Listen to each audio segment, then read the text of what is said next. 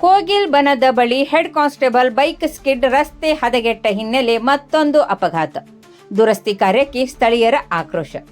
ದಾಂಡೇಲಿ ನಗರದ ಕೋಗಿಲ್ ಬನದ ಸಮೀಪ ಭಾನುವಾರ ಬೆಳಗ್ಗೆ ಸಂಭವಿಸಿದ ಬೈಕ್ ಸ್ಕಿಡ್ ಅಪಘಾತದಲ್ಲಿ ಅಂಬಿಕಾನಗರ್ ಪೊಲೀಸ್ ಠಾಣೆಯ ಹೆಡ್ ಕಾನ್ಸ್ಟೇಬಲ್ ಸತೀಶ್ ಬಾಂದೇಕರ್ ಗಾಯಗೊಂಡಿದ್ದಾರೆ. ಕರ್ತವ್ಯ ಮುಗಿಸಿಕೊಂಡು ದ್ವಿಚಕ್ರ ವಾಹನದಲ್ಲಿ ಅಂಬಿಕಾನಗರದಿಂದ ದಾಂಡೇಲಿ ಕಡೆಗೆ ಬರುತ್ತಿದ್ದ ವೇಳೆ ಇಂದು ಬೆಳಗ್ಗೆ ಸುಮಾರು 9 ಗಂಟೆ ವೇಳೆಗೆ ಈ ಅಪಘಾತ ಸಂಭವಿಸಿದೆ.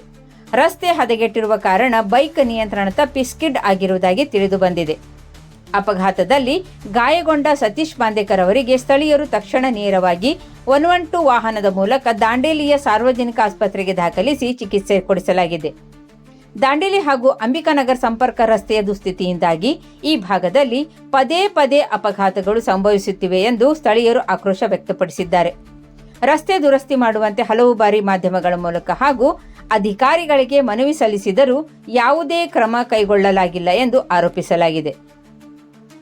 ಈ ಕುರಿತು ಕೋಗಿಲ್ ಬನ್ ಗ್ರಾಮ ಪಂಚಾಯತ್ ಮಾಜಿ ಅಧ್ಯಕ್ಷ ರಮೇಶ್ ನಾಯಕ್ ಪ್ರತಿಕ್ರಿಯಿಸಿ, ಇದೇ ರಸ್ತೆಯಲ್ಲಿ ಇಂದು ಪೊಲೀಸ್ ಅಧಿಕಾರಿಯೇ ಅಪಘಾತಕ್ಕೊಳಗಾಗಿರುವುದು ಬೇಸರದ ಸಂಗತಿ.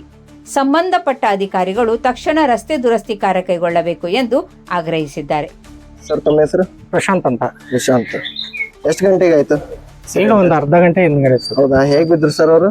ರೋಡ್ ಅದು ಪೂರ ಹಾಳಾಗಿದೆ ಅಲ್ಲ, ಅದು ಕಡ್ಡೆ ಇದೆಲ್ಲ, ಸ್ಕೂಟಿ ಅಲ್ಲ, ಅದು ಮುಂದಿನ ಗಾಲಿ ಸ್ಕಿಟ್ ಆಗಿದೆ ಅವ್ರಿಗೆ. ಹೌದಾ? ಹೆಸರೇನು ಸರ್ ಅವ್ರದ್ದು? ಸತೀಶ್ ಅಂತ. ಹೌದು, ಡ್ಯೂಟಿ ಮುಗಿಸ್ಕೊಂಡು ಬರ್ತಾ ಇದ್ರು. ಕಾನ್ಸ್ಟೇಬಲ್? ಹಾ, ಕಾನ್ಸ್ಟೇಬಲ್. ಯಾವ ಡಿವಿಷನ್? ಎಲ್ಲಿ ಬರುತ್ತೆ? ಇಲ್ಲಿ ಅಂಬಿಕಾನಗರ ಸ್ಟೇಷನ್. ಒಬ್ಬರೇ ಇದ್ರು ಅವರು? ಹಾ, ಒಬ್ಬರೇ ಇದ್ರು.